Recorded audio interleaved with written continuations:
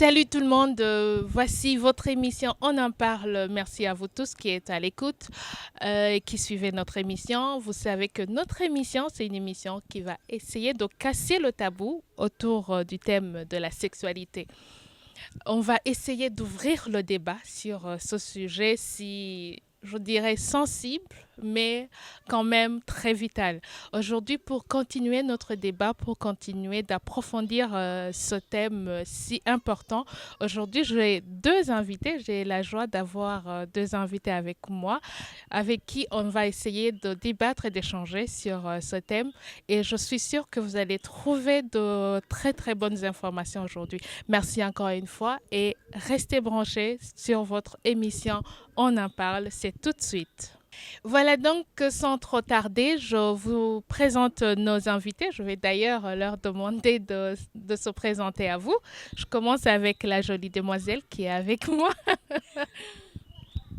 Bonjour, moi c'est Samantha et je suis présidente du mouvement d'action des jeunes à l'antenne mairie qui siège à la Boubef Djawe. Et à Boubef, en toutes lettres, c'est Association pour le bien-être familial. Merci. Bonjour, moi c'est Darcy Crisiteka. Je suis un membre volontaire de la BOUBEF qui appartient aussi au mouvement d'action des jeunes, comme vient de le dire Madame Samantha. Nous sommes heureux d'être présents ici et nous allons essayer de parler sans tabou. Merci beaucoup, Darcy. Justement, on va essayer de parler sans tabou et c'est même l'objectif de l'émission. Peut-être avant d'entrer dans le vif sujet de notre émission, Mage, quelle est votre émission? Comment est-ce que vous faites comme ça pour que notre public puisse s'identifier à vous, puisse vous connaître? Quelle est la mission de Mouvement d'action de la jeunesse, c'est ça? Mouvement d'action des jeunes. Quelle est votre mission? Notre mission, c'est de sensibiliser les jeunes sur la santé sexuelle et reproductive, surtout chez les jeunes et les adolescents. Oui. Merci beaucoup. Alors, Samantha, et je vais aussi poser la même question à Darcy.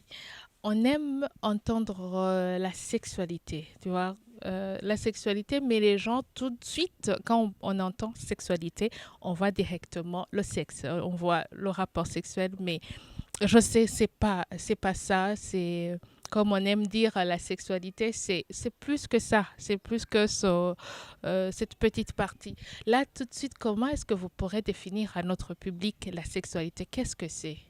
Qu'est-ce qu'on devrait comprendre quand on entend la sexualité? Par la sexualité, je pense que c'est quelque chose qui fait partie de nous. C'est quelque chose qui fait partie de l'être humain. Et souvent, on parle de la sexualité, mais sexualité qui vient du mot sexe. Et sexe, c'est une partie qui compose l'humain en général, l'homme et la femme. Oui, merci. Darcy? Euh, et là, quand on essaie de définir la sexualité, ça dépend des domaines. Euh, Par exemple, dans le domaine biologique ou physiologique, ça se rapporte beaucoup au sexe, mais dans la sexualité, il y est inclus aussi des comportements psychologiques. Euh, c'est tout ce que je peux définir la sexualité comme tout ce qui se rapporte à la sexualité, au sexe et qui essaie de différencier les genres ou même les sexes. Merci beaucoup. Tu dis que la sexualité, c'est ce qui différencie les genres.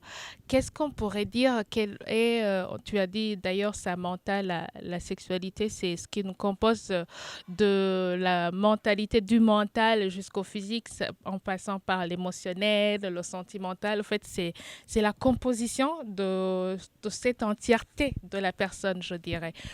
Alors, quel est le mental? Comment est-ce qu'on pourrait définir la sexualité de la fille ou la sexualité de la femme et la sexualité du garçon ou de l'homme?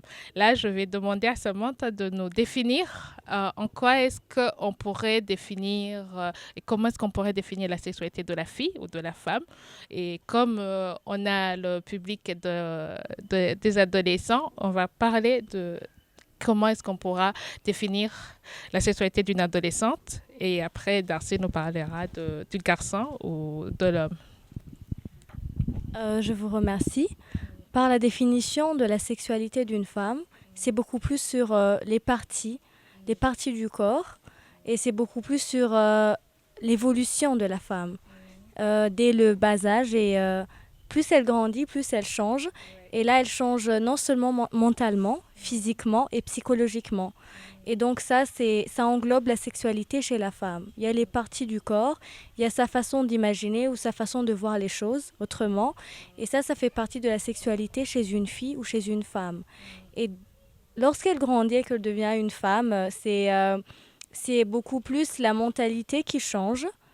Parce qu'une jeune fille ne peut pas avoir les mêmes imaginations qu'une femme avec des enfants. Donc c'est beaucoup plus la mentalité.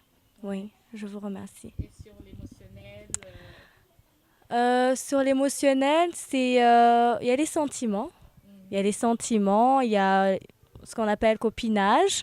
Et voilà, c'est beaucoup plus sur les copinages ou la façon de se voir grande, se sentir comme une jeune femme, tout ça, et voir comme si tu pourrais faire ou faire quelque chose, essayer d'expérimenter autre chose. Parce que chez les filles, si on dit émotion, on veut beaucoup plus expérimenter d'autres choses, être en relation amoureuse, être dans des groupes de jeunes filles qui parlent de sexualité ou autre chose. Oui. Il faut savoir que chez l'homme, ça commence dès le bas âge. Vous savez, lorsqu'un un petit enfant qui est un garçon qui commence à téter, directement, ça se rapporte beaucoup à la sexualité. Lorsqu'il atteint l'âge de la puberté, chez le garçon, c'est là où ça va se manifester, même chez les femmes ou chez les filles. Il y aura un développement des caractères sexuels secondaires. On va voir le développement des seins chez les filles. Chez les garçons, il y aura l'apparition de la barbe, une voix qui devient un peu rauque, l'apparition des poils, que ce soit pubiens ou axillaires, chez les hommes ou les femmes. Et chez le garçon, beaucoup, à partir de cette puberté, c'est là où il y a à la fois une évolution mentale, émotionnelle et physique. Quand tu vois une fille qui passe à côté de toi, tu regardes devant et derrière pour pouvoir... Est-ce qu'elle a des fesses, des belles fesses? Est-ce que... en regardant Samantha, je me dis, est-ce que Samantha a un bon sourire?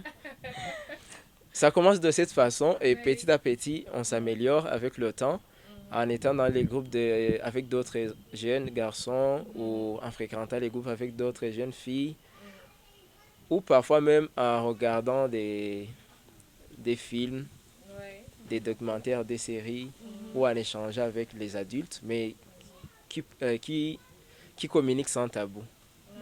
C'est là où on acquiert beaucoup d'expérience et on veut beaucoup progresser par rapport auparavant. Je vais partir directement sur vos réponses. Il y a, comme Darcy vient de le dire, et tu l'as dit aussi Samantha, il y a cette nouvelle conscience qu'il y a de nouvelles acquisitions d'hormones. Là, on parle justement de l'étape de la puberté, de l'adolescence, des nouvelles acquisitions physiques sur la fille comme pour le garçon. Mais pour continuer justement à approfondir sur la définition de la sexualité, tu vois, il y a cette partie mentale, tu vois, on a envie, le jeune garçon a envie d'expérimenter ces nouvelles hormones, mettre en pratique ce qu'il est en train de sentir. Est-ce que le jeune adolescent, est-ce qu'il a la possibilité de découvrir ou alors de vivre ces hormones? Quelle serait la possibilité qu'il puisse vivre son adolescence sans toutefois aller avec cette ébullition d'hormones en lui, tu vois, il a envie de regarder la fille parce que justement, lui commence cette attirance vers la fille ou la fille aussi commence l'envie de se voir belle et de se voir, comment dirais-je, appréciée par le regard du garçon. Quel mécanisme pourraient adopter les jeunes adolescents pour pouvoir adopter un comportement, je dirais, responsable face à ces nouvelles hormones qui sont en eux, qui viennent tout juste de naître tout d'un coup, parce que c'est vraiment une renaissance qui est très soudaine parfois. Comment est-ce qu'ils peuvent s'y prendre? Je vous remercie. Premièrement, la première chose qu'on apprend aux jeunes et aux adolescents, c'est l'abstinence. C'est s'abstenir. Parce que si une fois on est dans l'âge où on se sent grand ou grande, des fois on veut vraiment expérimenter chaque chose. On veut vraiment fréquenter des groupes et regarder des films qui sont osés des fois pour pouvoir, je dirais, s'enrichir mentalement, pouvoir être comme mes amis. À chaque fois, ils parlent de sexe. Moi, je ne suis pas peut-être informée et donc je veux expérimenter. Et des fois, on conseille l'abstinence. Donc, souvent, on les conseille de s'abstenir ou de passer à autre chose. De peut-être expérimenter d'autres choses, mais qui sont loin de la sexualité. Parce que si un jeune adolescent veut vraiment combiner sa vie à la sexualité, des fois, c'est quelque chose qui pourrait créer des problèmes. Et vu que même la nouvelle génération, cherche des informations erronées, des informations qui sont fausses, des informations qui ne sont pas vraies. Et donc souvent, on leur conseille de s'abstenir ou de passer à autre chose ou de voir la vie autrement. Voilà, le sport par exemple, oui, le sport par exemple, etc. Exactement, oui. Merci beaucoup, Samantha. Je suis en partie du même avis que Samantha. Euh, L'autre partie, il ne faut pas fuir les responsabilités. il, faut, euh, il faut assumer le changement, essayer de le contrôler. Par exemple, chez un garçon, vous pouvez voir l'apparition des spermes. Ou lorsque vous réveillez avec des liquides sur votre... tous les matins, C'est le quotidien du garçon. c'est le quotidien. Pour la première fois, tu te poses des questions. Est-ce que je suis normal? Est-ce que j'ai pissé sur mon lit? Qu'est-ce qui s'est passé? Et c'est à partir de ce moment où on va chercher des informations concrètes. Alors, on peut aller demander aux adultes ou aux jeunes responsables de notre âge. On les demande quand je me réveille avec des liquides sur mon pantalon par exemple ou sur mon slip, qu'est-ce que ça veut dire réellement? Il va te dire, hey, tu commences à grandir. C'est-à-dire qu'à ce moment, si tu fais des rapports sexuels avec une jeune fille, Ça veut dire que tu peux la mettre enceinte. tu peux la mettre enceinte. Et c'est là où tu vas chercher à canaliser ce changement. Tu peux faire le sport comme Samantha l'a dit, ou tu peux discuter avec les autres, mais tu discutes avec des meilleurs amis, ou tout simplement, tu peux rester calme et chercher le moment opportun pour pouvoir aborder ce sujet avec vos parents. Si vous êtes un garçon, vous pouvez essayer surtout avec votre mère. Parce que votre père, des fois, dans notre routine, va vous dire qu'est-ce que tu me demandes à cette heure? En utilisant la langue maternelle. Va dormir, tu vas me demander ça le matin. Oui. Mais votre mère va vous dire mon garçon, vous avez vu ça? Il va vous dire on va discuter le soir. Ou une cousine ou un cousin. C'est là où vous vous sentez à l'aise. Avec les cousins, cousines, les amis, vous pouvez discuter à l'aise. Et vous aurez beaucoup de réponses sans savoir y poser même. Ils vont développer et vous aurez vos réponses dans leur explication. Merci beaucoup.